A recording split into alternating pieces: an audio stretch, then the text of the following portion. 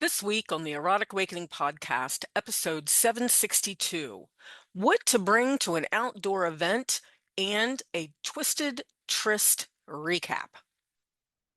Welcome to Erotic Awakening, an exploration of all things erotic. If you are offended by adult topics or prohibited by law, I recommend you stop listening right now. First, a heartfelt thanks to the amazing patrons of Erotic Awakening, each and every one of you. Your support literally keeps this podcast, the longest running kink podcast, on the air.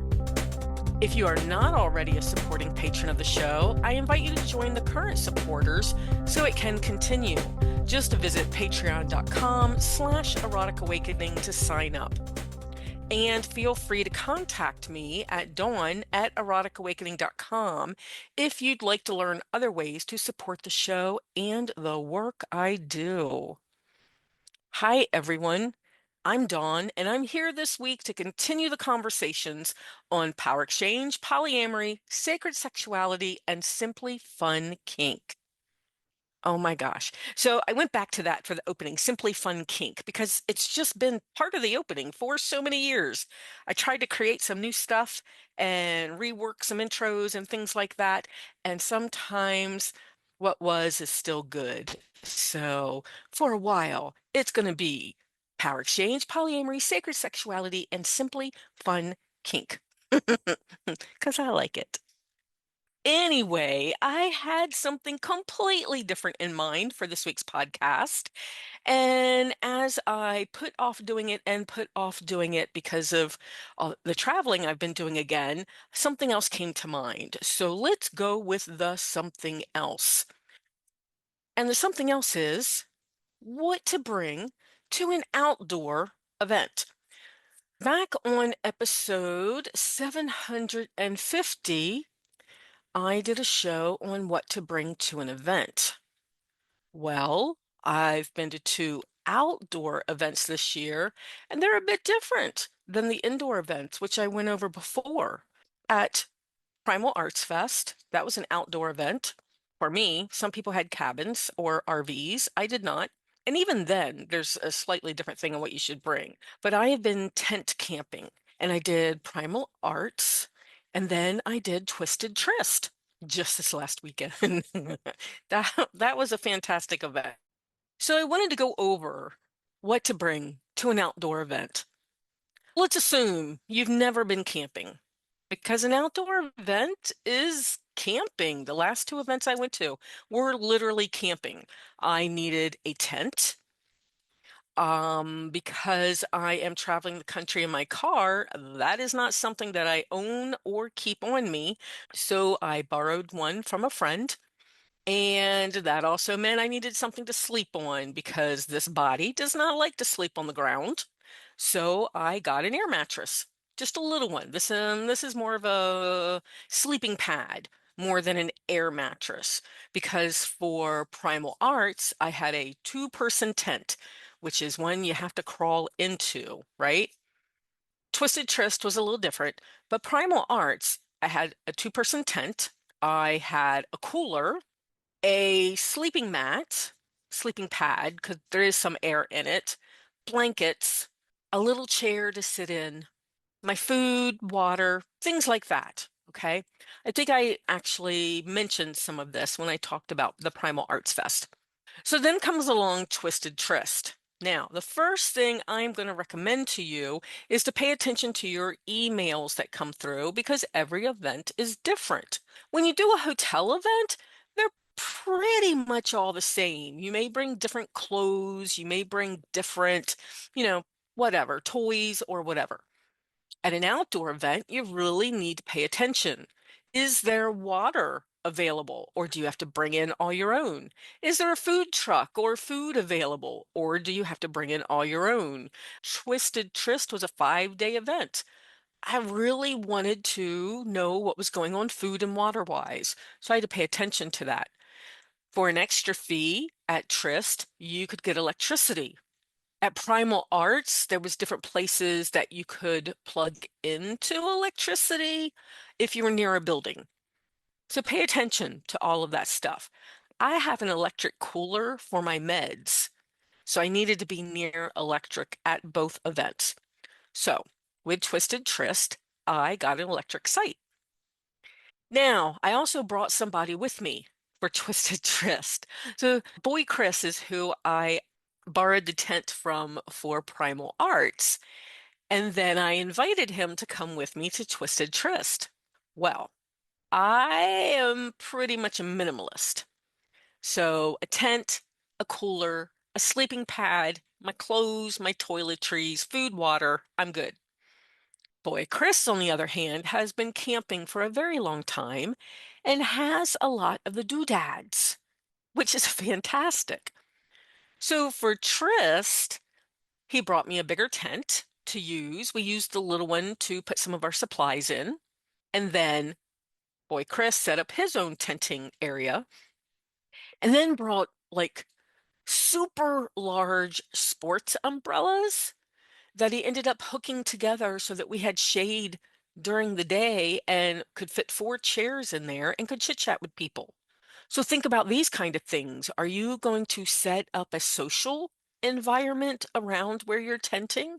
Well, if so, that's more stuff, right? More chairs, more shade, more whatever. So Chris brought all of that in.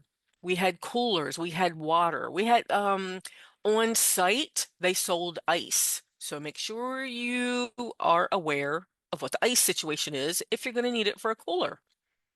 Water, there was water pumps. So on site, we're way out in the country, so nice clean water. And then is your site going to have a swimming pool, a hot tub, a pond? So, so Primal Arts had a swimming pool, but it was too early in the year. It was not open yet. They have a pond, but you can't swim in it. Twisted Tryst, on the other hand, has a pond and you can swim in it.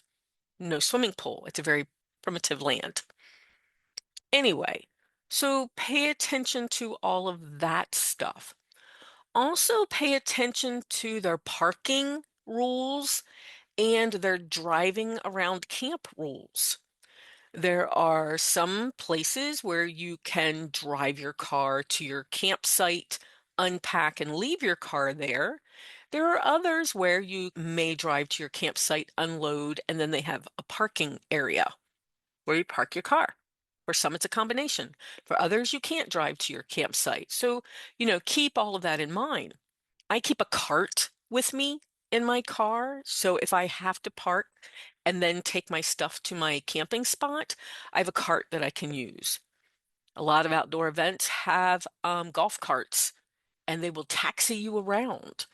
So think of that. Think of footwear. Oh my gosh. So, Primal Arts, I had a great pair of shoes to wear, and then I had flip-flops so that I could wear those into the shower, things like that. For this event, for Twisted Tryst, I'm like, no, I just bought this pair of hiking sandals and I don't need any other shoes out of the car. Well, hiking sandals are hard to get on when you have to pee at 2 o'clock in the morning. So keep that in mind as well. It's not like you're in a hotel room where you can just roll out of bed, stagger over to the bathroom, whatever. You're camping. Do the camps have flush toilets? Do they have porta potties? Primal Arts had flush and Twisted Tryst had porta potties. Now, I'm gonna tell you, they had porta potties, but those things were cleaned out every single day. And then there was one day that they were cleaned out twice. So you can turn your nose up at porta potties, make your decisions about whether you want to go to a camp with porta potties. These were just fine. The way they took care of them was yeah, it was spot on. So no one had an issue with porta potties. But make sure you bring lights for at night. The first night, I'm stumbling out of the tent, going towards the porta potty, and forgot to bring my light. So you walk very slow. Hope you remember where the porta potty is, that sort of thing. So make sure you bring lights. Something else on your list. I actually have a camping packing list from years and years and years ago, and I modify it every time I have to go to camp. But I've been going to camping events for 20 years at this point. So I have a spreadsheet that I keep up to date. I bring my own trash bags. I bring extra Ziploc bags because you never know when you're going to need those. I bring lights, batteries, all kinds of stuff like that. But it also depends on whether you are a minimalist or whether you want to be cushy. With Twisted Tryst, there was a person next to us, and he was a minimalist. He had a small tent, he had a cooler, he had a blanket to sit on, he had a fire ring, he cooked his food on the fire ring, and brought his own water bottle, and that was it. He had a couple of sarongs he wore and a pair of sandals. And that was it. Others had the whole setup. They had the dining canopy. They had their black stone grills. They had big blow up king size mattresses in their tents. They had carpets outside of their tents, party lights strung up in the dining area because they were going to socialize. One of them had a like a fireplace kind of thing, not like a fire ring, but it's taller and their chairs were around that. Some people bring minimalist food, others bring meals. I mean, it just depends what it is that you want. It also depends how much energy you think you're going to have. Mm, okay, energy and weather can also make a big difference, something you don't really think about when you're in a hotel. With camping, we were expecting thunderstorms. It was supposed to be cool at night, but stupid hot and humid during the day. At Primal Arts, it was cold the first couple of nights, and then it warmed up, and you had to switch out your clothes. So, are you bringing clothes to match any weather? Are you bringing an umbrella? Are you bringing rain shoes? The list could go on and on. Are you going to go to events that are inside of the event? As in, Primal Arts had a hunt. So are you going to bring things so that you can run safely in the hunt, participate in the hunt? Maybe you have a special tutu you want to wear during the hunt, something like that. So think ahead about the special events inside of the event.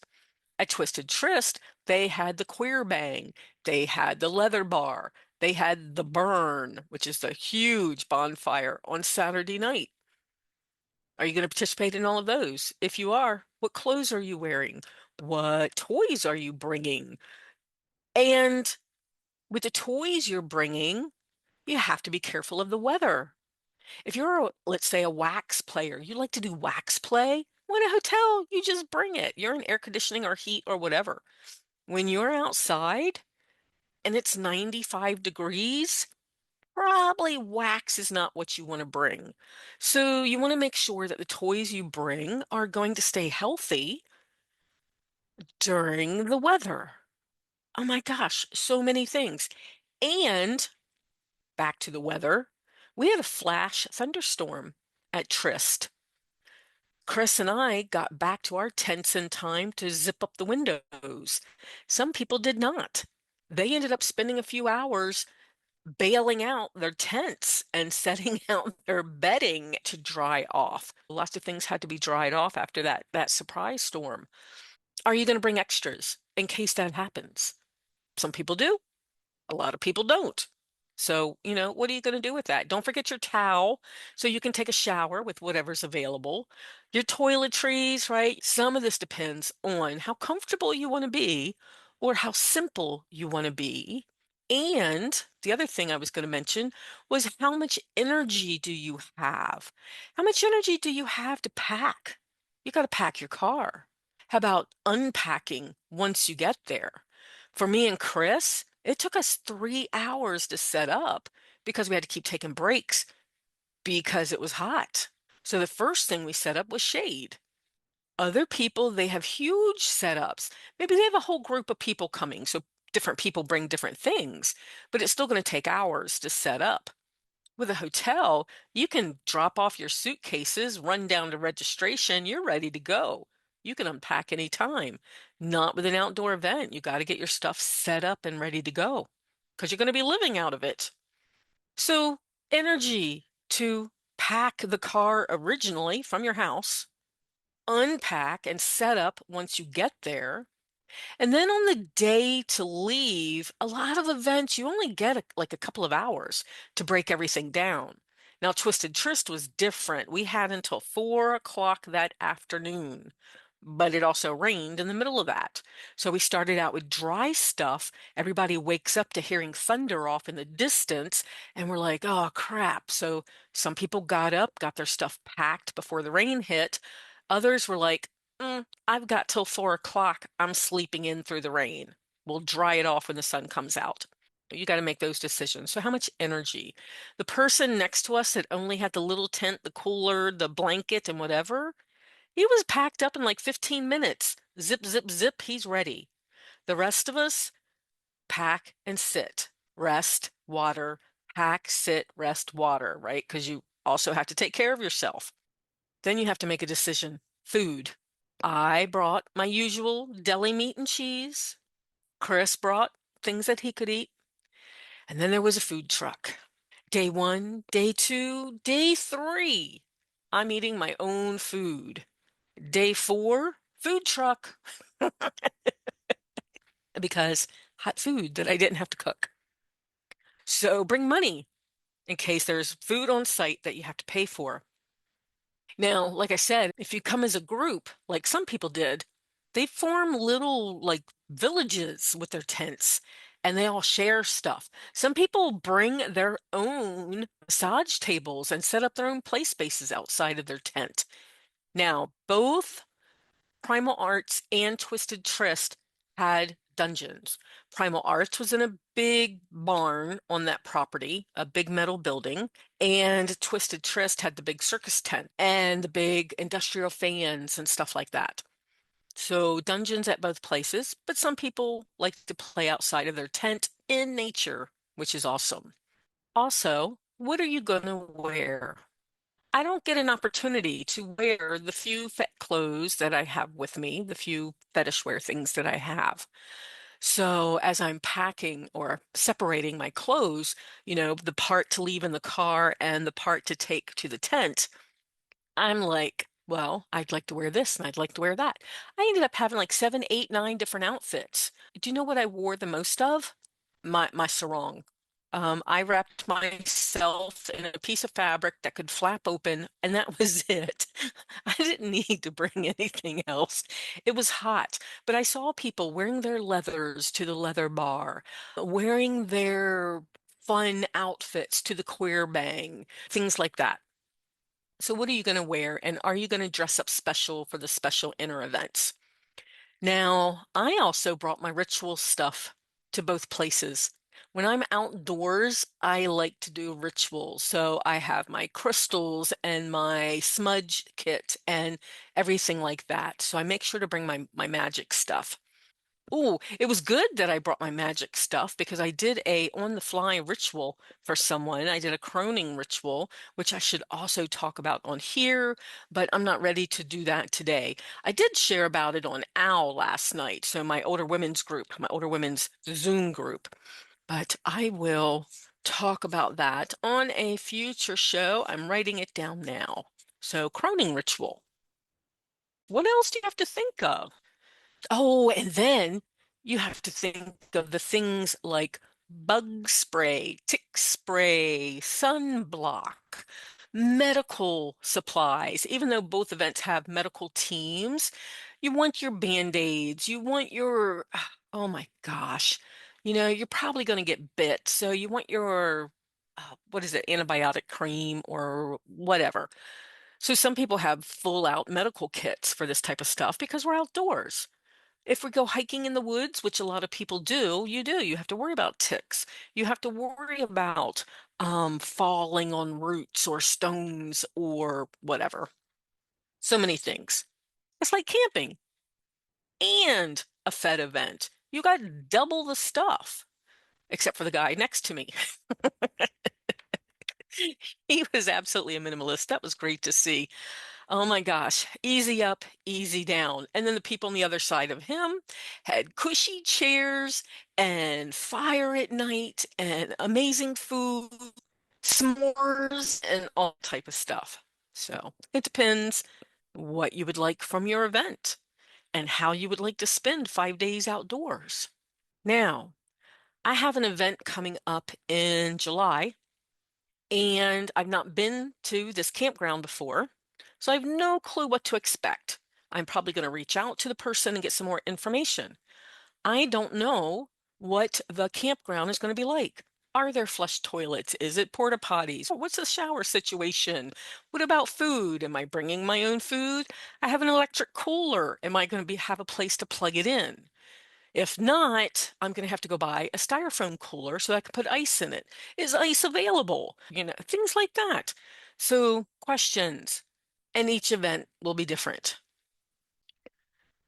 Wow, I am looking at my upcoming events. My next two events are camping. So the one in South Dakota, I'll be by myself, which means I'm bringing the two-man tent and the minimalistic setup. And that's just so I can do it myself. So I'm not wrestling with tent poles and that sort of thing. This is an easy setup for me, and I'm fit enough that I can get in and out of that low tent. If you are not physically able to do that, you're going to have to think about those things as well. Good gosh, that should be top of the list. Mobility outdoors. If you can't squat down into a tent, then you need to come up with other options. Some people brought RVs, some people brought pop-ups, some people brought outfitted vans, trailers, all kinds of stuff. Not all of us want to sleep on the ground. Sleeping on the ground has been uh, different. I need to find a salt float soon. I was going to do that today, decided to record the podcast instead. So, mobility, think about that. What kind of shoes do you need? Do you need assistance? Most outdoor events have accessibility teams. So they're very aware and they really want everybody to be able to participate in these events. So my next event, I don't know what the land is like. I'm bringing a minimalistic setup. The thing that's going to make me question the most is my cooler. I need that. It's the middle of July. I need my meds in it. The event after South Dakota is on Labor Day weekend, where I will be presenting in Southern Indiana. Labor Day weekend can still get stinking hot, but this one's under the trees, and I'm going with Boy Chris and his partner, who have all the things. I bring cold coffee just so I can have caffeine. I put it in my cooler. Chris likes hot coffee, so he brings a fuel system. What is it, like a jet pack system, I think is what it's called, to heat up water to have hot coffee. So Labor Day weekend is going to be interesting because I will be with Boy Chris and Sarah, and I'm sure they will bring all the cushy things again. It'll be a blast. After that, let's just go through what I have upcoming. So again, South Dakota, July camping. Labor Day weekend, Indiana, camping, presenting. Seek in October, which is in Wisconsin, which is in a cabin, I think. And then Satyricon in Madison, I will be vending on November 8th. I updated that date, by the way. It is November 8th because the calendar is funky. And then in Chicago, November 21st, I'll be vending at the Kick Holiday Bazaar. I will have a newsletter coming out soon. I have not had one out for the last couple of months. Again, trying to get work done around the traveling, but I will have one out soon. On that newsletter and on my Fetlife account, you can keep up with what it is that I am doing because I have some stuff in mind. I just don't have it scheduled yet. So keep up with the places I'm presenting or vending, my online classes and intensives, book news discounts, and more via the Erotic Awakening newsletter.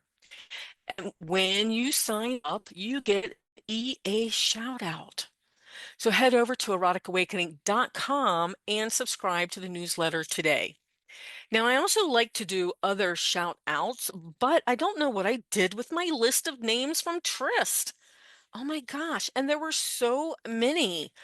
And then people came over and talked to me that I got to meet new. I had someone that is like, oh my God, if you're ever near Mammoth Cave, look us up.